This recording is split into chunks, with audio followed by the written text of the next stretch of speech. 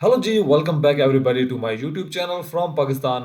आज की वीडियो ना ट्रैवल के रिलेटेड है, ना कॉमेडी के रिलेटेड है, ना कल्चर के रिलेटेड है, बल्कि आज की वीडियो है इंडिया के जो एयरक्राफ्ट कैरियर है, यानी जिसे बोलते हैं जंगी बहरी जहाज़, उसके रिलेटेड है। और इसका टाइटल है कि India's aircraft carrier is nearly unbeatable, कि इसे बीट करना अब तकरीबन नामुमकिन हो चुका है। तो ये क्या इसमें ऐसी तब्दीली आई है, क्या जिद्दत आई है, क्या ऐसा नया है इसमें कि इसको नियरली अनबीटेबल कहा जा रहा है इस वीडियो में। तो ये तो हमें वीडियो देख कर ही पता चलेगा। तो आ जाइए, पहले ये वीडियो देखते हैं और फिर देखेंगे कि हमें इसमें क्या ऐसा मिला। आइए, let's start the video together. 1971 east Pakistan जो आज बांग्लादेश है उसकी आजादी की जंग में इंडिया पाकिस्तान की जंग हुई थी और इस जंग में भारत के 3000 सैनिक शहीद हुए और 12,000 से भी ज्यादा सैनिक घायल हो गए थे। पर इस जंग को खत्म करने के लिए भारत के पहले एयरक्राफ्ट कैरियर आईएनएस विक्रांत ने पाकिस्तान को बांग्लादेश में घुसने से रोककर सिर्फ उनके पसीने ही नहीं छुड़ाए बल्कि उन्हें भारत की ताकत का एक नमूना भी दिखाया। अगर उस जंग में आईएनएस विक्रांत शामिल ना हुआ होता तो न जाने हमारे कितने और सैनिक शहीद हो जाते। और आईएनएस विक्रांत के इसी साहसी हौसले और बांग्लादेश को आजाद कराने के लिए विक्रांत को 2 महावीर चक्रों से सम्मानित किया गया, जिससे भारत का सर दुनिया के आगे गर्व से और भी ऊंचा खड़ा हो गया। लेकिन सिर्फ यही नहीं, एक बार यूएस के लेक्सिंगटन कैरियर ने टकोमा शहर को 4.5 मिलियन किलोवाट की इलेक्ट्रिसिटी 13,000 आर किलोवाट के हिसाब से पूरे 1 महीने तक दी थी। पर ये कैरियर के पावर का सिर्फ 1/4 हिस्सा था। मतलब आप खुद ही सोच लो कि इसकी फुल पावर क्या हो सकती है। वाओ। तो फ्रेंड्स, मैं हूं गौरव और कहीं मत जाना अगर आपको भी जानना है कि आखिर ये एयरक्राफ्ट कैरियर क्या है और इसमें ऐसी क्या खासियत है कि जिस देश के पास ये है वो गर्व से निडर होकर सर उठाकर जीता है और जिसके पास नहीं है वो भय से भयभीत होकर जीता है। तो शुरू करते हैं हमारा आज का ये video titled why Indian aircraft carrier can beat China and Pakistan. अब फ्रेंड्स, आईएनएस विक्रांत की गौरव गाथा तो मैंने आपको बता ही दी, लेकिन आखिर एयरक्राफ्ट कैरियर असल में होता क्या है, इस पर हमने डिटेल में बात नहीं की। एक एयरक्राफ्ट कैरियर की सबसे आसान डेफिनेशन ये है कि एयरक्राफ्ट कैरियर एक जंगी जहाज होता है, लेकिन ये अपने आप में एक पूरी आर्मी है, एक पूरा सिटी है, जो चाहे आप कहना चाहो आप कह सकते हो। और ये अपने देश के गौरव और गरिमा के लिए दुश्मन के आगे डट कर खड़ा रहता है और दुश्मन को नस्ता नाबूद कर देने की शक्ति रखता है, क्योंकि एक एयरक्राफ्ट कैरियर में फाइटर प्लेन्स की लंबी कतारों के साथ हेलीकॉप्टर्स, मिसाइल्स, कैनन गन्स और बॉम्ब्स होते हैं, जिनसे ये दुश्मन के जहाजों को ही नहीं बल्कि पूरी की पूरी आर्मी और देश को भी खत्म कर सकता है। और इसीलिए एक एयरक्राफ्ट कैरियर को आप एक तरह से चलती फिरती समुद्र की लहरों में गोते लगाने वाली एक फुल ऑन सिटी भी कह सकते हो। एक एयरक्राफ्ट कैरियर में कम से कम 6,000 सैनिक अपनी जान को हथेली में लेकर 1 साल जितने लंबे समय तक के लिए डट के खड़े रहते हैं। और इन लोगों के लिए इन कैरियर्स में खाने पीने, रहने, खेलने से लेकर मेडिकल, डेंटल, जिम और बहुत सी सर्विसेज होती है। इन्हीं सब कारण से भारत और भारत जैसे बाकी के सारे देश जिनके पास ये कैरियर्स है, उन्हें अपने कैरियर की पावर को बनाए रखने के लिए अपने सैनिकों पर गर्व महसूस होता है। और मेरे प्यारे भारत के भाई और बहनों, आप सभी को भी हमारे देश के नेवी और एयरक्राफ्ट कैरियर्स में जितने भी मिलिट्री पर्सनल्स हैं उन पर गर्व होना चाहिए, क्योंकि आज इस वक्त भी वो हमारी सुरक्षा के लिए समुद्र में तैनात खड़े हैं। अब फ्रेंड्स, क्या आपको ये पता है कि पूरी दुनिया में सिर्फ और सिर्फ 13 कंट्रीज ऐसे हैं जिनके पास एयरक्राफ्ट कैरियर्स हैं। मतलब सोचो, पूरे दुनिया में 195 कंट्रीज है, लेकिन उसमें से सिर्फ 13 के पास ही ये बहुत ही एक्सपेंसिव और नायाब सी चीज है। And most of the countries के पास सिर्फ एक ही एयरक्राफ्ट कैरियर होता है। लेकिन यहाँ पर भी हमारा भारत आगे बढ़ने वाला है, क्योंकि हमारे एयरक्राफ्ट कैरियर्स की लिस्ट में एक और एक नाम अभी ऐड होने वाला है। भारत अपने एयरक्राफ्ट कैरियर्स की लिस्ट को बढ़ाने के लिए और एयरक्राफ्ट की खरीदी और मैन्युफैक्चरिंग में जुटा हुआ है। लेकिन क्या आपको पता है दुनिया के सबसे पहले एयरक्राफ्ट कैरियर की शुरुआत कहां से हुई थी और इन्हें बनाना आखिर शुरू ही क्यों किया गया? तो इसका जवाब है ये 1849 में किया गया ये शिप से अटैच एयर बलून वाला हमला था, जो ज्यादा काम नहीं आया क्योंकि हवा के झोंके से ये सीधा वापस शिप पर आ गया था। और इसके बाद ही सभी देशों ने एयर बलून अटैच्ड शिप के आइडिया को डेवलप किया और डेवलप होते होते वर्ल्ड वॉर 2 तक एयरक्राफ्ट कैरियर बन गए थे, जिस पर आज मिसाइल से लेकर कैनन्स की भरमार है और एयरक्राफ्ट से लेकर हेलीकॉप्टरों की भी लाए हैं, जिसकी पावर से ये कैरियर्स पूरे के पूरे एक देश को तबाह कर सकते हैं। इसकी शुरुआत के बारे में तो हमने जान लिया, लेकिन इसे बनाने का मेन रीजन क्या था? वो था international freedom of navigation law, जिसके मुताबिक ये कैरियर्स लीगली किसी भी कंट्री के किनारे से 22 किलोमीटर दूर डेरा लगाकर मस्त में बैठ सकते हैं और कोई भी इन्हें कुछ नहीं कह सकता। और कई रिसर्चर से मिले डेटा के मुताबिक ये देखा गया है कि किसी भी कंट्री की 80% पॉपुलेशन ओशियन के 100 किलोमीटर के दायरे में ही रहती है, और इसीलिए अगर गलती मलती भलती से भी जंग छिड़ गई तो जिन कंट्रीज के पास एयरक्राफ्ट कैरियर्स है ना, वो तो दुश्मन कंट्री का समझ लो नक्शा ही बदल देंगे। और क्योंकि ये कैरियर्स किसी भी देश के लिए सबसे कीमती होते हैं, ये कभी भी अकेले नहीं होते। इनके साथ हमेशा ही शिप्स का कारवान चलता है, कुछ ऐसे, ताकि इसे हर तरफ और हर खतरे से महफूज रखा जा सके। और अगर हम बात करें उन 13 खास कंट्रीज की जिनके पास आज के दौर में एयरक्राफ्ट कैरियर्स है, तो इसमें क्या आपको पता है सबसे ऊपर किस कंट्री का नाम है? Kind of you may be knowing USA, जिसके पास 11 एयरक्राफ्ट कैरियर है, जिनमें से गेराल्ड आर फोर्ड क्लास और निमिट्ज क्लास आज की डेट में यूएसए के सबसे लार्जेस्ट और पावरफुल कैरियर्स हैं। लेकिन आपको यकीन नहीं होगा, पर सन 2013 के डेटा के मुताबिक गेराल्ड आर फोर्ड का एक दिन का खर्चा $7 मिलियन था। और अब आप ही कैलकुलेट कर लो आज की तारीख में इसका खर्चा पानी कितना बढ़ गया होगा। यही नहीं, यूके और चाइना के पास 2-2 कैरियर्स है, फ्रांस, इंडिया और रशिया के पास 1 कैरियर है, इटली के पास भी 2 कैरियर्स की गिनती मौजूद है, जबकि स्पेन के पास भी सिर्फ 1 कैरियर है। और अगर हम हेलीकॉप्टर कैरियर्स की बात करें तो जापान के पास 4 है, फ्रांस के पास 3 है, ऑस्ट्रेलिया के पास 3, इजिप्ट के पास 2 और साउथ कोरिया, थाईलैंड, ब्राजील और चाइना के पास 1 कैरियर है। साथ ही Brazil, China, France, India, Russia, South Korea और यूएस नए एयरक्राफ्ट्स और कैरियर की कंस्ट्रक्शन में है, तो जल्द ही इन देशों की गिनतियां बढ़ने वाली है। अब इन कैरियर्स की सबसे बड़ी जो खासियत होती है ना, वो ये है कि इनको डुबा पाना मुश्किल ही नहीं बल्कि नामुमकिन होता है। ना पानी से ना हवाई हमलों से इन एयरक्राफ्ट कैरियर्स को कोई नहीं हरा सकता। और ये बात सुन के आपको नहीं जानना इनका राज क्या है, क्यों ये एयरक्राफ्ट कैरियर्स अजर अमर है और बेखौफ पानी में घूमते हैं। इसकी सबसे बड़ी वजह यह है इन कैरियर्स के आर्म्ड वेपन्स। जैसे मैंने आपको बताया था, इन कैरियर्स में फायर फाइटर जेट प्लेन से लेकर हेलीकॉप्टर्स, कैनन्स और मिसाइल्स तक होते हैं, जो कई हद तक कैरियर पर हवाई और पानी के हमलों को नाकाम कर देते हैं। लेकिन सिर्फ यही नहीं, इन कैरियर्स पर लगाए गए इन आइलैंड्स के पास पूरे कैरियर को कंट्रोल करने वाला सिस्टम लगा होता है, जिसमें ऐसे ऐसे सेंसर्स और रेडार्स होते हैं जो कैरियर्स पर होने वाले हमलों को कैरियर तक पहुंचने से पहले ही कई मीलों दूर से ही भांप लेते हैं और कैरियर्स के वेपन्स का सही इस्तेमाल करके हर हमले का जवाब ईंट का जवाब पत्थर से देते हैं। लेकिन जरा सोचो, लोहे से बने हुए ये विशाल एयरक्राफ्ट कैरियर्स इतने शक्तिशाली, बड़े और वजनदार होने के बावजूद पानी में क्यों और कैसे नहीं डूब सकते, और इन्हें आखिर क्यों डुबाया भी नहीं जा सकता?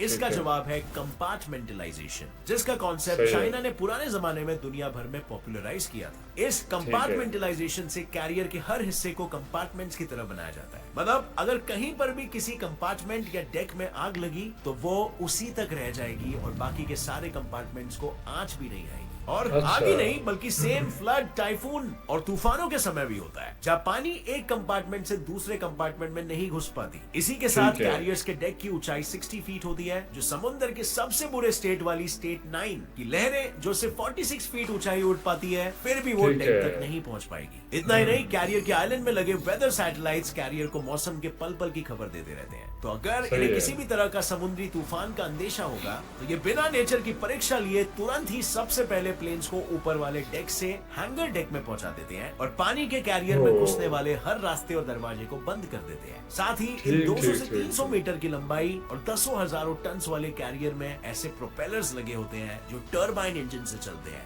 और कैरियर की यही टर्बाइन 280,000 हॉर्स पावर जनरेट कर सकती है। और ये जानकर तो आप हैरान ही रह जाओगे कि अमेरिका और फ्रांस के सारे कैरियर्स न्यूक्लियर पावर पर चलते हैं। मतलब ये कैरियर्स 25 साल बिना किसी फ्यूल के दुनिया के किसी भी महासमुंदर के चक्कर काटते रह सकते हैं। लेकिन फिर भी अफसोस इन बेचारे कैरियर्स को शिप और हेलीकॉप्टर से सप्लाईज लेने पड़ती है। फर्क बस सिर्फ इतना होता है कि न्यूक्लियर पावर्ड कैरियर्स को सिर्फ फूड, मेल, एविएशन फ्यूल लेना होता है, और बाकी कैरियर्स को फूड, मेल, एविएशन फ्यूल के साथ साथ कैरियर को चलाने और पावर सप्लाई चालू रखने के लिए भी फ्यूल लेना पड़ता है। और एविएशन फ्यूल से याद आया, क्या आपको पता है इन कैरियर्स पर सिर्फ 25 सेकंड में ही एक एयरक्राफ्ट टेक ऑफ और लैंड कर पाता है। पर इसी दौरान अगर एक छोटी सी भी गलती हुई तो कई मासूमों की जान सिर्फ 25 सेकंड में ही खत्म हो सकती है। जिसकी वजह ठीक से है। ऐसे हादसों से बचने के लिए हर वक्त यहाँ पर ट्रायल्स चालू ही रहते हैं। तो चलो अब ठीक आते है। हैं हमारे भारत पे, जो तीनों तरफ से पानी से घिरा हुआ है। हमारे पास कैरियर तो है, पर क्या लगता है आपको, अगर हमारे कैरियर का मुकाबला चाइना के एयरक्राफ्ट कैरियर से होगा तो कौन जीतेगा? क्या हमारा कैरियर उसे पछाड़ कर वापस चाइना भेज देगा, या फिर चाइना के आगे हमारा कैरियर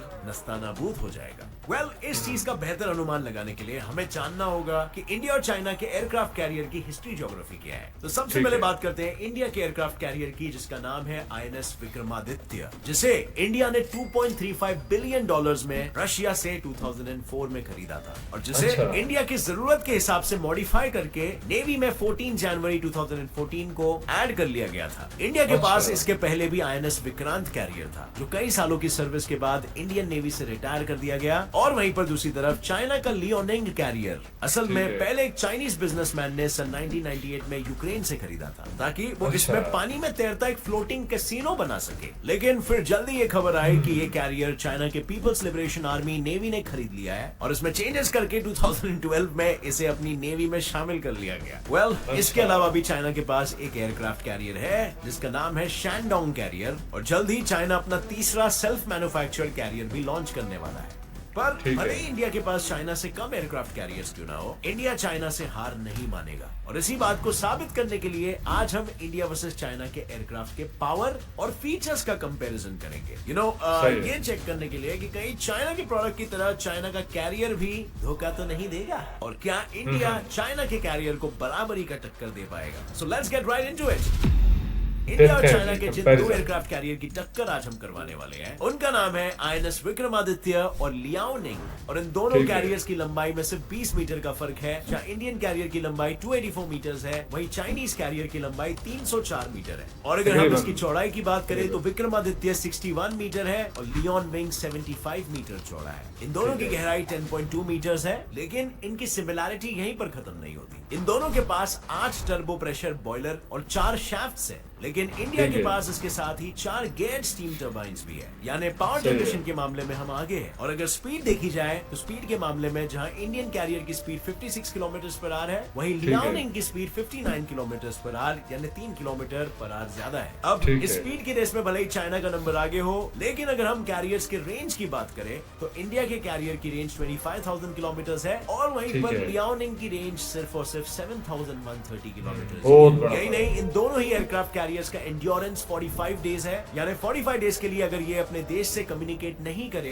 तो भी ये अपना गुजारा आराम से कर सकते हैं। और इन दोनों ही कैरियर्स में कई सारे रेडार्स और सैटेलाइट सिग्नल कैप्चरिंग डिवाइसेस के साथ सेंसर्स भी लगे हुए हैं। लेकिन ठीक है। अगर इनके वेपन पावर की बात करें तो इंडिया के पास 4 AK-630s और CIWs है, जो एक तरह के रोटेटिंग कैनन्स हैं, और साथ ही बराक 1 और बराक 8 मिसाइल्स हैं। और इसी के साथ हमारे हाँ। कैरियर पर एक साथ 36 एयरक्राफ्ट रह सकते हैं। वहीं लियोनिंग में 3 टाइप 1130 CIWs है और 3 HQ-10 surface to air shooting missile system है। इस पर 40 ठीक है। एयरक्राफ्ट एक साथ आ सकते हैं, जिनमें शेनयांग J-15, चैंगे Z-18F और Z-18J के साथ 2 हार्बिन Z-9 एयरक्राफ्ट भी है।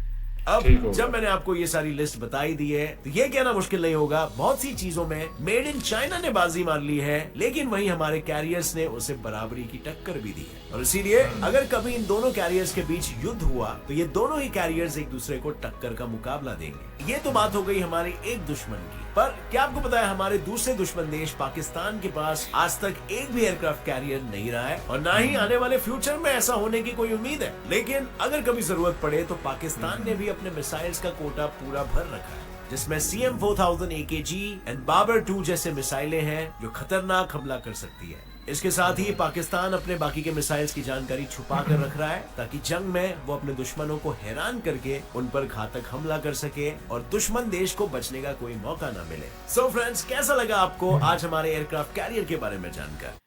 बहुत इन्फॉर्मेटिव वीडियो थी एयरक्राफ्ट कैरियर के बारे में। हम बहुत सारी दूसरी चीज़ों को तो डिस्कस करते रहते हैं, रोड्स को, गाड़ियों के बारे में, लेकिन ये एक नई तरह की इंफॉर्मेशन थी।